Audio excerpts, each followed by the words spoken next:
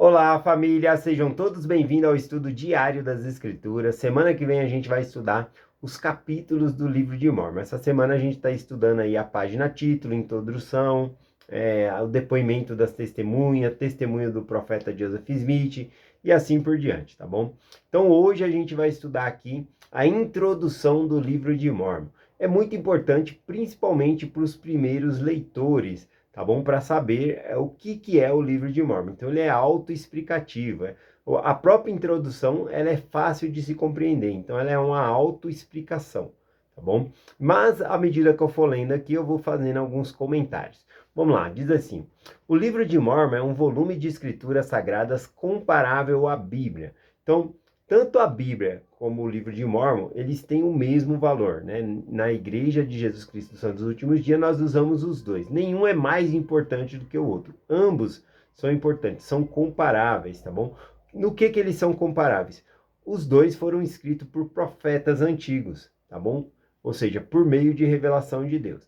Continuando, diz assim: é um registro da comunicação de Deus com os antigos habitantes das Américas e contém a plenitude do Evangelho eterno. Aqui a gente vê a diferenciação, mas somente dos locais. A Bíblia foi escrita lá no Oriente Médio, enquanto o livro de Mórmon foi escrito aqui nas Américas. Aqui também mostra que o livro de Mórmon ele contém a plenitude do Evangelho eterno. A palavra evangelho significa boas novas, né? Por meio do qual vem a salvação. Então, ele contém essa plenitude do Evangelho. Nós não devemos confundir a plenitude do Evangelho com a plenitude da doutrina. Por exemplo, o livro de Mórmon, ele não tem um único versículo que fala sobre batismo vicário. Então, ele não contém a plenitude da doutrina, mas sim a plenitude do Evangelho eterno, tá bom? Doutrina, dá um outro exemplo de doutrina, né? A Trindade nós temos como doutrina na nossa igreja. Nós acreditamos em Deus o Pai, em Jesus Cristo e no Espírito Santo. Então faz parte da nossa doutrina essa, essa trindade, tá bom? Então faz parte. Tem outras denominações, igrejas que já não, algumas têm a mesma doutrina, né? No sentido de acreditar em Deus o Pai, seu Filho Jesus Cristo e no Espírito Santo, mas tem outras que já acreditam somente no Pai Celestial, e assim vai mudando, né? Doutrinas de igrejas para igreja, tá bom? Mas aqui só estou dando um exemplo que é uma doutrina, porque a doutrina ela nunca muda, tá bom? Ela permanece para sempre. Vamos lá aqui. Aqui, continuando, diz aqui: o livro foi escrito por muitos profetas antigos, pelo espírito de profecia e revelação. Suas palavras, escritas em placas de ouro, foram citadas e resumidas por um profeta historiador chamado Mormon. Daí vem a origem do livro de Mormon, né? Do nome do livro de Mormon. Né? Tem um profeta historiador. O que esse profeta ele faz? Ele tem várias placas, vários registros de outros profetas que viveram antes dele, né? O livro de Mórmon ele começou a ser escrito 600 anos antes de Cristo e vai ali até 421 anos depois de Cristo. Então são 1000 anos de história. O que esse profeta Mórmon ele fez? Ele resumiu esses escritos, compilando, fazendo um resumo, pegando as principais partes e fazendo um resumo. Então foi um grande feito, então se fez menção ao nome dele, tá bom? Porque ele foi um profeta historiador. Se eu te desse aí 1000 anos de publicação de jornal da sua cidade para você fazer um resumo, né? Seria fácil? Não, né? Então aí a gente vê a importância desse profeta historiador, tá bom? Chamado Mormon. Também a palavra Mormon, né, tem um significado. Dentro do livro de Mórmon, lá em Mosias, capítulo 18, se eu não me engano, quando o Alma ele foge com a parte do povo para ensinar o evangelho ali, ele chega num lugar e ele ensina eles nas águas de Mormon, num lugar chamado Mormon. Na língua dos nefitas significa mais bom. A palavra Mormon significa mais bom. Também a tradução do significado da palavra Mormon, né, no egípcio reformado, ele significa o amor de Deus dura para sempre. A palavra Mormon significa o amor de Deus dura para sempre, ou o amor de Deus é eterno.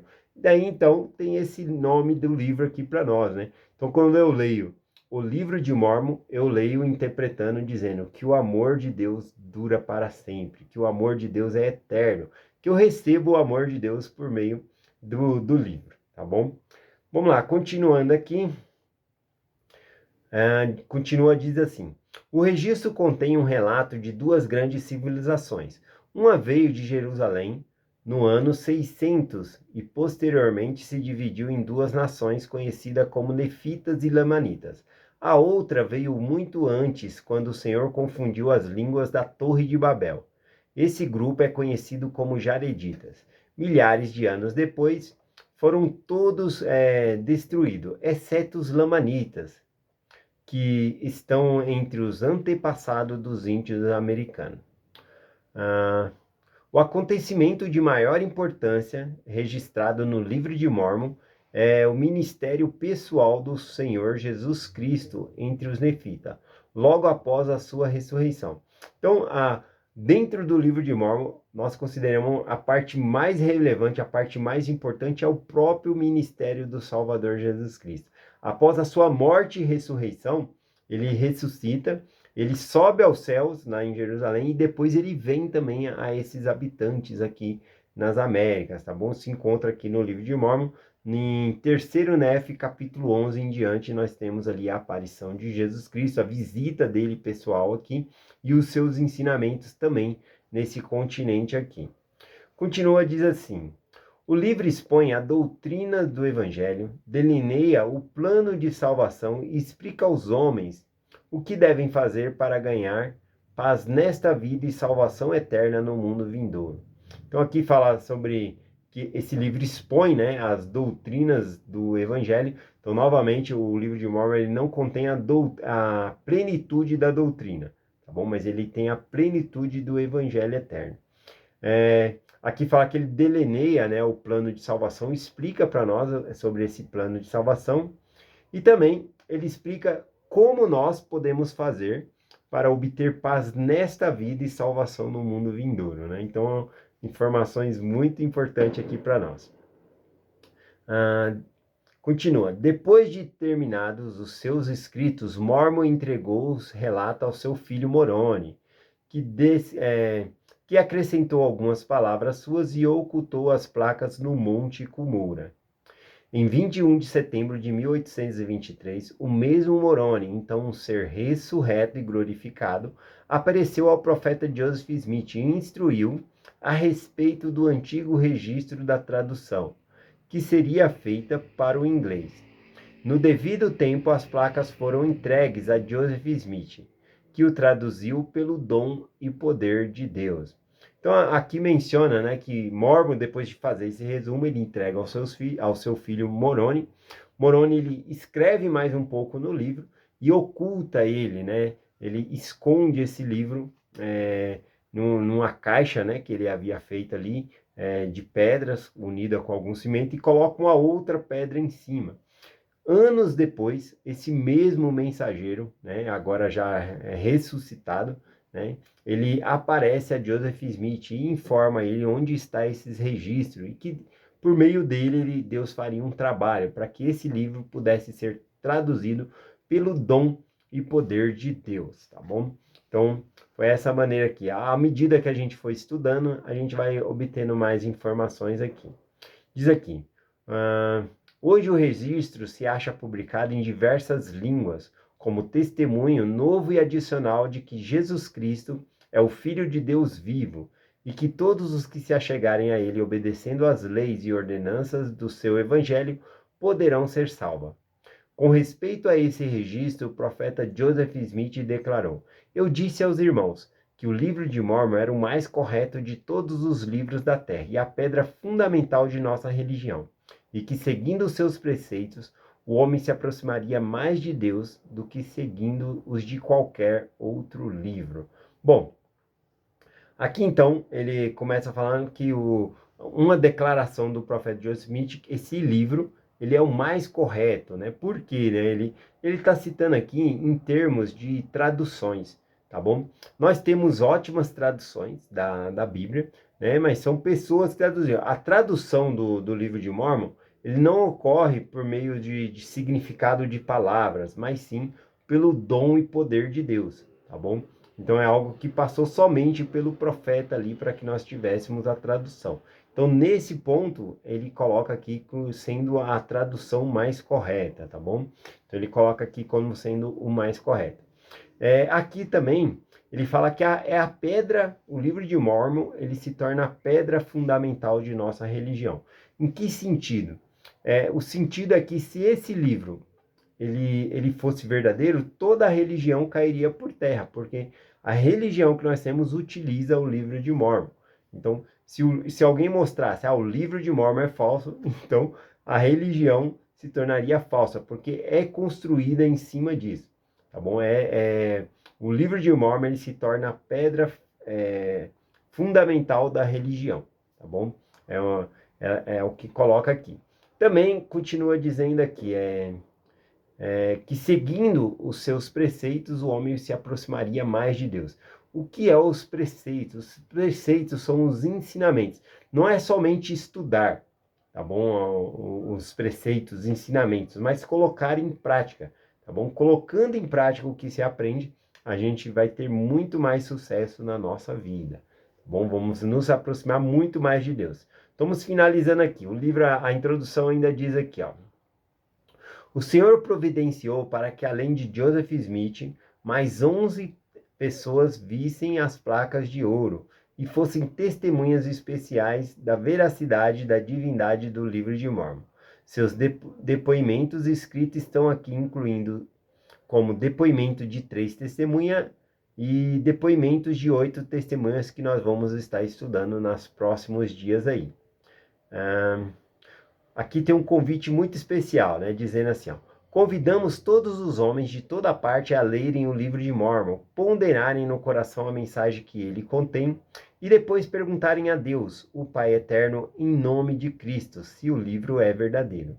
E os que assim fizerem e perguntarem com fé, obterão pelo poder do Espírito Santo um testemunho de sua veracidade e divindade. Bom, então aqui tem uma promessa, tá bom? Essa promessa, ela tem lá também no livro de Moroni, capítulo 10, versículo de 3 a 5. A promessa é que se nós lermos o livro de Mórmon, ponderar no coração a mensagem que ele contém e perguntar a Deus que é verdadeiro, que pelo poder do Espírito Santo vai ser manifestado para você a verdade, tá bom? Que o livro ele é verdadeiro. Então, eu passei por esse processo também de perguntar a Deus que o livro de Mórmon é verdadeiro. E eu obtive a minha resposta por meio dos meus sentimentos, por meio do poder do Espírito Santo, como é descrito aqui, tá bom? Então, acredito que muitos que se filiaram à igreja receberam essa resposta também do Senhor, tá bom? Então, é muito importante dizer que a gente vai receber a resposta por meio, né, do Espírito Santo, tá bom? Manifestando-se em nosso coração. Finalizando aqui a leitura, diz assim: e os que, após nós recebermos essa resposta, nós também podemos obter outras respostas, que diz aqui, ó, os que obtiverem do Espírito Santo esse divino testemunho saberão, pelo mesmo poder, que Jesus Cristo é o Salvador do mundo, que Joseph Smith é o seu revelador e profeta nesses últimos dias, e que a Igreja de Jesus Cristo dos Santos dos últimos dias é o reino do Senhor reestabelecido na terra, em preparação para a segunda vinda do Messias. Bom, então aqui fala que assim como nós podemos saber que o livro de Mórmon é verdadeiro por meio do Espírito Santo, por meio do poder do Espírito Santo, também nós podemos saber que Jesus ele é o Cristo, tá bom? Por esse mesmo sentimento. E também que Joseph Smith ele foi chamado para ser um profeta e que a igreja de Jesus Cristo ela está novamente na terra, né? Então é importante dizer que é por meio do Espírito Santo.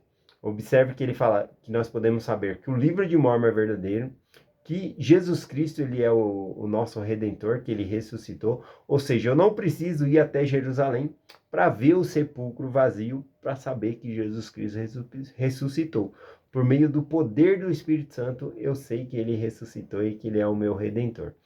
Outra coisa que falou aqui é que também eu posso saber que Joseph Smith ele foi um profeta de Deus, tá bom? A gente vai estudar que ele foi chamado para ser um profeta quando ele estava buscando a Deus, né? Buscando ali por meio de uma pergunta, ele foi fazer uma oração.